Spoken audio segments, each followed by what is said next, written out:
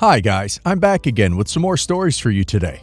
Let's go to the first one, about OP's ex-husband, who demands OP agrees to be his child's godmother, but the child is his affair baby he had with a woman he left OP for.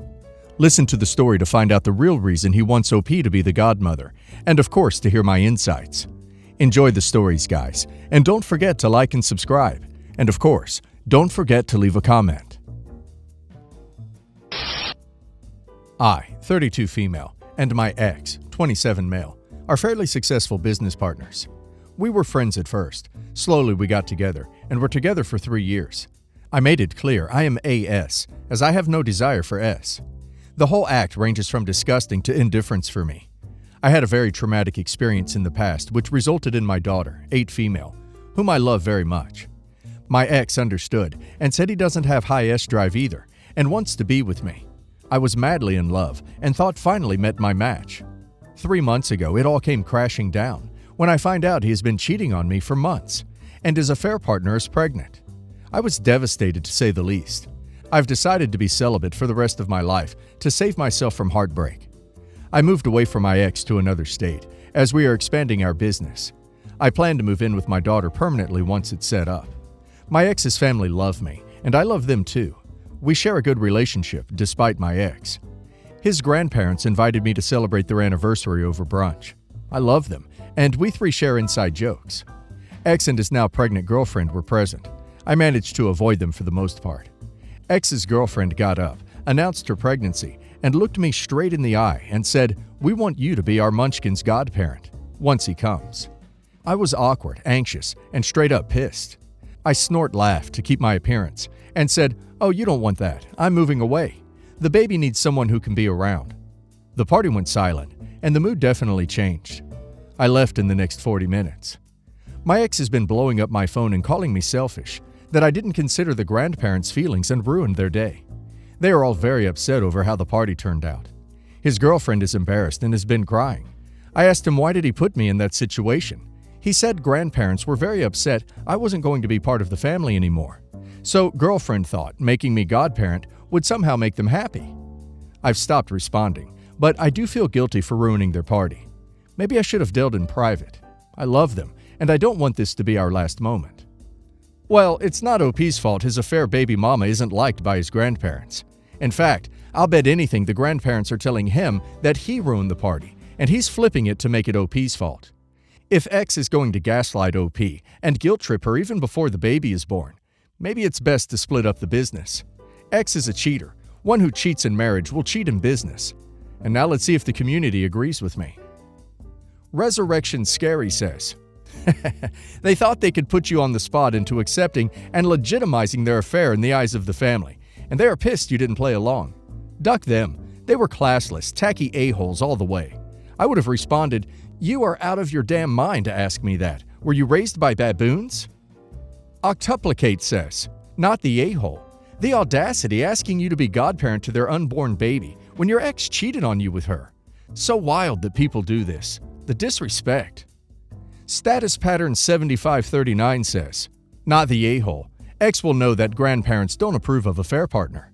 By trying to get you to accept godmother, they were trying to prove all was well and gain grandparents' acceptance in the process. I, male 44, bought my own restaurant when I was in my late 20s. It was a place I had worked from my teens, and when the owners retired, I was the only original employee, and I had worked my way up from busboy to office manager, general manager. They felt I was the most logical person to carry on the name and business, and I was more than happy, excited, and willing to accept this challenge. And it was a challenge, but somehow, somewhere, I was able to take things to a new level. I credit my staff for this. I'm the sole proprietor. I have no outside investors or backers. I carry 100% equity and liability. I had this business since before I met my husband. This is important for later. Recently, a regular couple approached me about the possibility of buying out or going into partnership. They've been wanting to do something different. I decided to go ahead and meet with them, but I knew that I had no intentions of taking on any partners or selling. I'm too young to retire, and I'm just not ready. They made 2 offers if anyone was rejected, and both were extremely respectable and would do a lot for myself and my husband. But I told them no, that I really was just not ready or interested, and it was dropped with no hard feelings. Also need to know, my husband is not that active with the business because of his own job. But if he ever wants to spend some time with me, he will come down and help out. My family has always been extremely supportive and will help out if needed. My in-laws are not active, but will come down for lunch or dinner on occasion. The other night we were having my family and my husband's family for dinner, and my husband and I were talking about the offers. His philosophy has always been, I know what's best for me and the business, so he supports any decision I make. We were all in the kitchen, and my mother-in-law asked what we were talking about, and I filled her in on the whole situation and my decision. It was my father-in-law who made the comment that this was something that should have been discussed with the whole family, since it is a family business. I asked when it became a family business, because I had this long before anyone. My father-in-law said it became a family business when my husband and I got married. I then said it was still mine. We continued to argue over this for a minute, and I finally shot back. Okay, if this is a family business, then where were your investment buy-in checks, and when did you get them? The last I knew, I was still sole owner. The conversation was shut down, and the rest of the night was tense and awkward.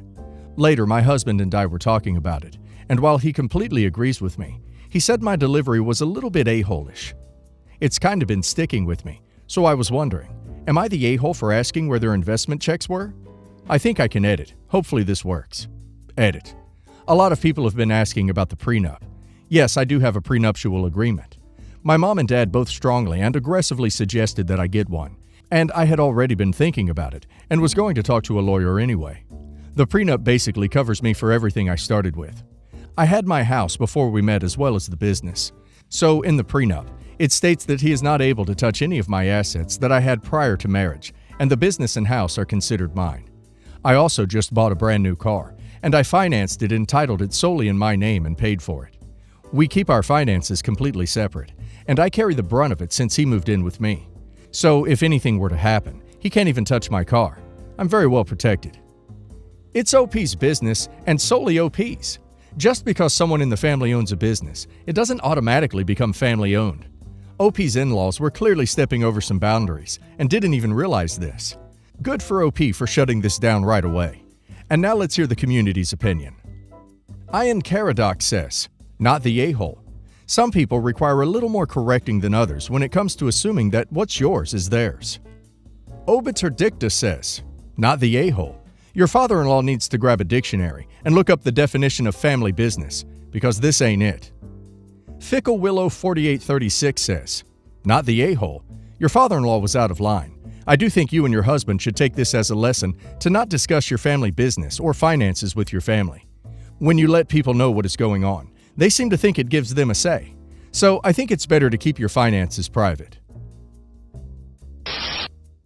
My soon-to-be ex-husband is the fourth member of his family with the same name. So for purposes of the post, he's John Allen Smith IV. It is very important to the family that the firstborn son is named that. His grandfather, father, and himself all have different nicknames, but still, their legal full name is the same. Not sure what would happen if one didn't have a son. It hasn't happened yet. Another important note, my soon-to-be ex had cancer when he was in his 20s. Chemo destroyed his chances to have kids naturally. He froze his sperm prior, and we used IVF 3 times. This was his last viable sample. So anyway, my soon-to-be ex and I were still together when I got pregnant. When we found out it was a boy, he asked if we could keep up tradition. While my husband's name isn't one I totally love, I don't hate it, and we settled on a nickname for it that I actually did like, so whatever, it's cool. Then, soon-to-be ex-husband began having marital issues. He had an affair. I filed for divorce. I still planned on naming our son what we agreed on. I also agreed with soon-to-be ex that he could still be in the delivery room. My soon-to-be ex didn't show up to the birth, despite numerous people, including his own mother, trying to get in contact. He acknowledged a text I sent after the baby was born, but never came to the hospital. I was furious and hormonal, and ultimately decided to name my son what I always wanted if I had a boy. It's not similar to my husband's name, nor the nickname we had landed on. I did give the baby my soon-to-be ex's last name, but it's also mine, and I have no plans on changing it as I built my small business around it.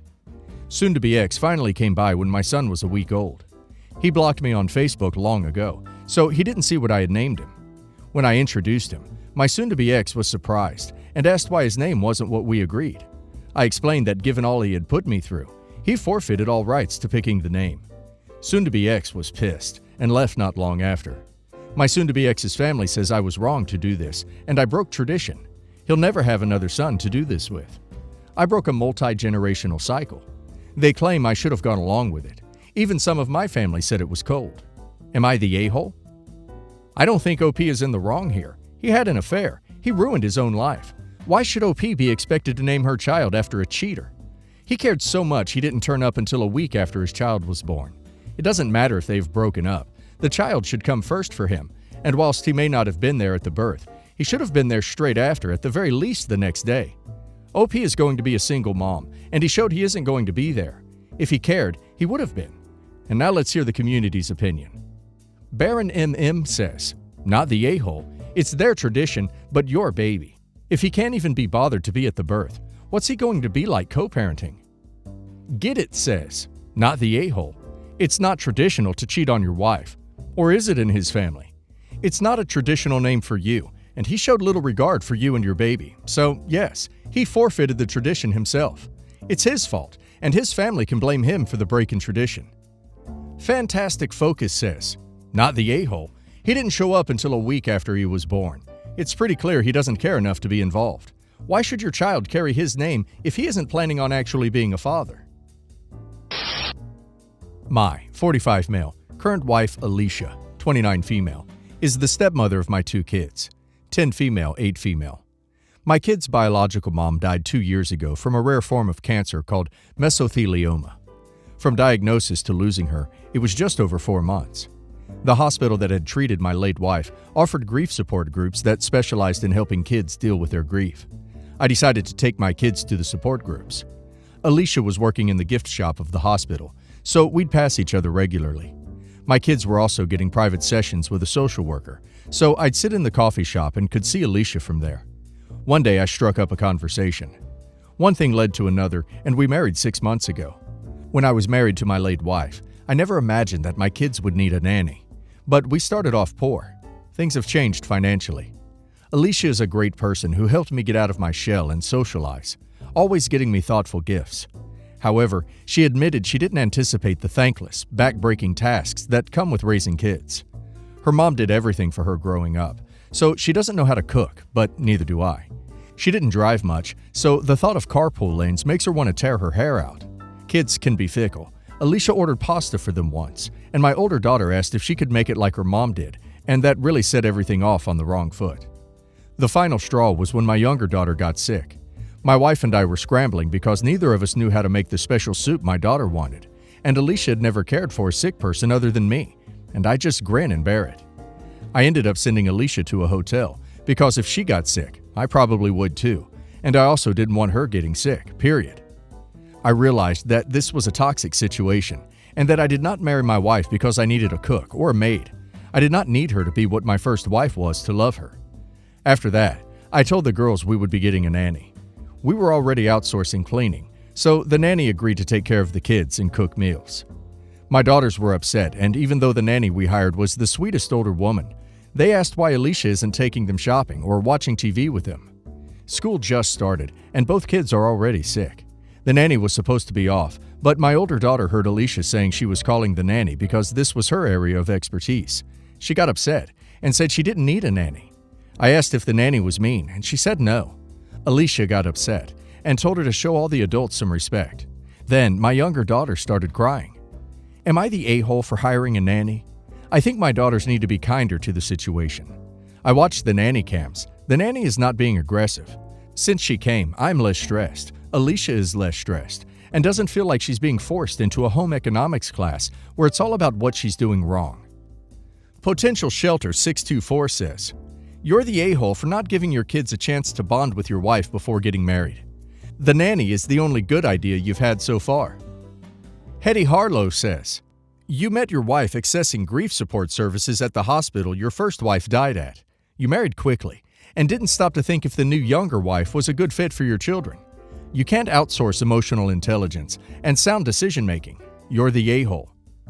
Driftwood 256 says, not the a-hole for hiring a nanny, but you're the a-hole for just about everything else, and so is your new wife. First, seems pretty clear you married too soon, if you're discovering all this after you're married, unless forming a family with the 4 of you is unimportant. Which is the sense I'm getting. i.e., you want a wife, but don't really care if she's a mother for your kids. Second, you're the a-hole for blaming your kids in any of this. Your wife is the a-hole for how she treats your kids, and her general incompetence at life. She appears to lack maternal instincts as well. So, good choice there by you. What with your 2 preteen daughters looking for a mother figure. Also, sounds like the daughters simply don't like this nanny. So, that sounds like it's going to go great. That might be because they want more from Alicia, or it might just be a bad fit with this nanny, in which case it's probably worth considering trying a different nanny. I had this same friend since kindergarten, and we became super close in high school. When we graduated, she began dating another friend of ours, and they had 2 children together. We moved through life alongside each other through marriage and our babies. Later, I met and married my husband, and we got pregnant with our son. My husband and her were friends, but never really around each other to actually be friends or anything. When I had my son, I had a traumatic birth and C-section, and postpartum hit me hard. I withdrew and immediately closed myself off to anyone but my sister-in-law and my mother. My sister-in-law was staying with us because of the trauma I experienced and was unable to care for my son alone for a bit, and my mother-in-law took over night care. My friend would call me and I wouldn't answer. She tried to come over once, and I asked my sister-in-law to tell her I was sleeping. I just didn't want to see anyone. She began calling my husband to see why I was ignoring her. Later, I learned they continued phone calls after I was suspicious when he would go to the bathroom after his phone would ring only once, or when I could feel the bed vibrate early in the morning. And of course, he would never leave his phone around. I finally was able to do what I always said I wouldn't, and I looked at his messages and found their relationship had turned into them telling each other they loved each other and wanted to leave myself and her husband. I called her husband and explained what I found. I don't know how that went down, but they are still together. I left my husband, but my pride in having people know took me back home, and eventually she came to my home and apologized and said they never were physical in any way and asked if we could be friends again. Fool me once, right? This took place over about 6 months. A few months later, I started seeing the pattern again, and I learned that it had started up again, except this time, my husband was not reciprocating. This led her to begin stalking us. She keyed my car, followed us, and got into our gated community. She even went as far as to tell me they had S on my bed. However, she gave me a specific date and time, and I was actually in my bed then. Finally, it was all over. My husband and I went to counseling and moved on. About a year after the last incident, my husband was diagnosed with testicular cancer and passed, 4 days before our son's 5th birthday at 35. This brings us to 12 years later, and I've remarried. I see her everywhere, constantly, but we don't speak. Recently, we had a school reunion, and she brought one of her daughters over to me and told me her daughter wanted to meet me, and she told her daughter she used to babysit you all the time.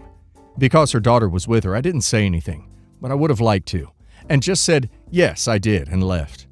My husband says that was her trying to be friends again, and I got upset with him and accused him of not being on my side. I'm right? I guess I should clear up that I'm not actually upset with him. It was more of a, hey, whose side are you on anyway type of thing. I guess I'm really asking if I made it too much of a bigger deal than it actually was, and I'm holding a grudge for no real reason. Or is it even fair anymore if he isn't here to share the blame? Choice Intention 926 says, when you were at your lowest, she carried on an affair with your husband. She apologized. When you rebuilt your marriage, she then tried to reignite the affair and was rebuffed, stalked you and your husband, lied about their relationship, and defaced your property. Holding a grudge for nothing? What do you mean? This woman caused you untold stress. This doesn't constitute a grudge. If you burn your hand on a stove, you don't hold a grudge against the stove, but you are cautious in your dealings with it, because you know the pain it is capable of causing. She can want to be friends, that's her prerogative, but you've seen her for what she is and are keeping a cautious distance, not the a-hole. Jack Lil Jill says, not the a-hole, and not gonna lie, it would trigger the duck out of me if my new spouse tried to defend, not sure if that's the word I'm looking for, her approach as an olive branch. That being said, he didn't mean it the way you took it, but stay as far away from her as you can.